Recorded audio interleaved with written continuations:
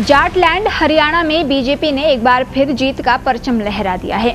इस हैट्रिक से पार्टी का उत्साह बढ़ा हुआ है, लेकिन यहाँ कांग्रेस से मिल रही कड़ी टक्कर के बावजूद बीजेपी ने हाथ से निकली हुई बाजी किस तरह पलट दी, इस पर गौर करना काफी रोचक है।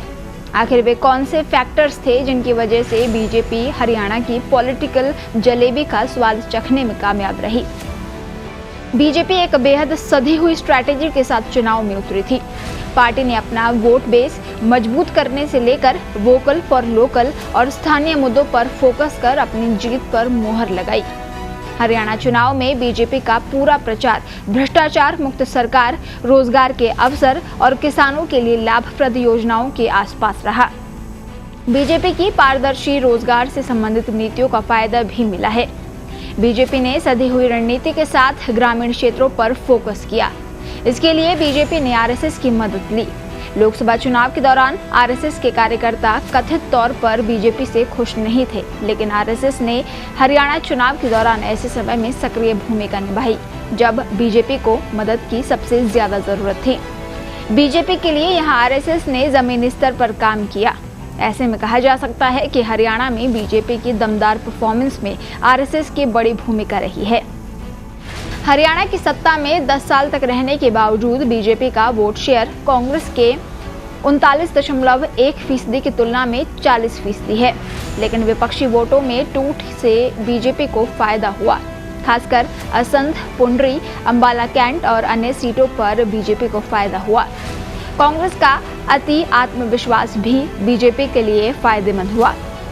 भूपेंद्र सिंह हुड्डा और कुमारी शैलजा जैसे नेताओं ने प्रचार करने की तुलना में मुख्यमंत्री पद के लिए दिल्ली में लॉबिंग करने में ज्यादा समय लगाया। राहुल गांधी ने हरियाणा में सिर्फ 8 जनसभाएं की, जबकि प्रियंका गांधी यहां 2 दिन ही रुकी थी। इससे अंदाजा लगाया जा रहा है कि कांग्रेस को शुरुआत से ही लग रहा था कि उनकी पार्टी आसानी से हरियाणा जीत लेगी। इस वजह से पार्टी ने प्रचार को गंभीरता से नहीं लिया। बीजेपी को विपक्षी खेमे की असंतुष्टता, विशेष रूप से कांग्रेस की अंदरूनी कलह का भी फायदा मिला। पार्टी की बड़ी दलित नेता कुमारी शैलजा को दरकिनार करने को भी पार्टी ने खूब भुनाया। राहुल गांधी की सक्रियता के बावजूद आम आदमी पार्टी और कांग्रेस के बीच गठबंधन नहीं हो पाने से भी बीजेपी को फायदा पहुंचा।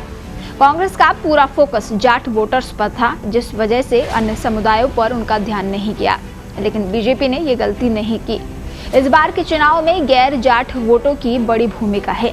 इस बार के नतीजों में दलित वोट बटे हुए थे। राज्य में दलितों की 22.5% की आबादी में से सिर्फ 8.5% के ही वोट बीजेपी, कांग्रेस और अन्य पार्टियों में बटे नजर आए। दलितों में 14% की आबादी वाले डिप्राइव्ड शेड्यूल्ड कास्ट ने बड़े पैमाने पर बीजेपी को वोट किया। इस बार चुनावी मैदान में बीजेपी ने 14 जाट उम्मीदवारों को टिकट दिया था। पार्टी का फोकस ओबीसी, ब्राह्मण और पंजाबियों जैसे ऊंची जाति वाले उम्मीदवारों पर था। पार्टी की इस स्ट्रैटेजी से बीजेपी को मजबूती मिली। इसके अलावा चुनाव से कुछ दिन पहले राम रहीम को पैरोल दिए जाने का भी बीजेपी को लाभ मिला।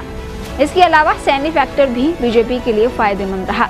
हरियाणा के मुख्यमंत्री पद पर मनोहर लाल खट्टर की बजाय नायब सिंह सैनी को बैठाने से भी पार्टी को लाभ हुआ। सैनी ओबीसी नेता हैं। ब्यूरो रिपोर्ट, पत्रिका टीवी।